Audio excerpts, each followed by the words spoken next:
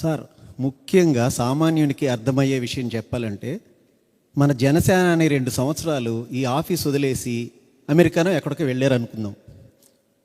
దీని మీద నేను దొంగ డాక్యుమెంట్ సృష్టించి ల్యాండ్ టైటిలింగ్ అథారిటీ దగ్గర నేను రిజిస్టర్ చేసుకుంటాను నాది అని. మీరు అబ్జెక్షన్ చేయకపోతే 2 సంవత్సరాల తర్వాత ఈ ఆస్తి నాదే సార్. మీరు అప్పీల్కి వెళ్ళడానికి కూడా అధికారం లేదు, చట్టం అదే చెప్తుంది.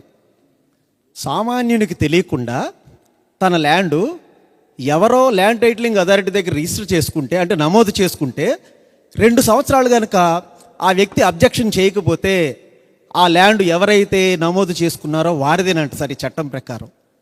నా హక్కుని నాది అని చెప్పుకోవడం కోసం నేను రిజిస్టర్ చేసుకోవాలంట సార్. అట్లా చేసుకోకపోతే అది నా హక్కు కాదంట. ఎంత దుర్మార్గం సార్. సపోజ్ నేను విదేశంలో 2 సంవత్సరాలు రాలేదు ఇక్కడికి, ఎవరు ఈ ల్యాండ్ మీద బోర్డు పెట్టేసి వాళ్ళదని క్లెయిమ్ చేశారు.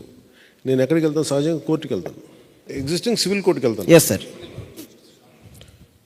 సివిల్ కోర్టుకి వెళ్తే అక్కడ అతతంగా నడుస్తుంది. ఓకే, తర్వాత అప్పీల్, తర్వాత అప్పీల్కి వెళ్తాం సార్. ఎక్కడికి వెళ్తాను? జిల్లా కోర్టుకి వెళ్తాం.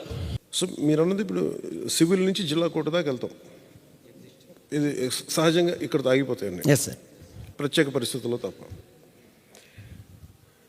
ఈ కొత్త చట్టం పట్టుకొచ్చారు వీళ్ళు.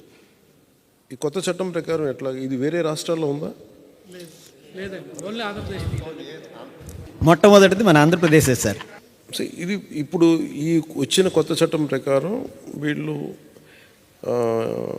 ఇప్పుడు నాకు లీగల్గా నాకు అప్లై చేయడానికి లేదు. ఎక్కడికి వెళ్ళాలి ఇప్పుడు నేను? Instead of going to civil court and district court, where I'm suppose to go now? MRO దగ్గరికి వెళ్ళి కలెక్టర్ దగ్గరికి వెళ్ళాలి సార్.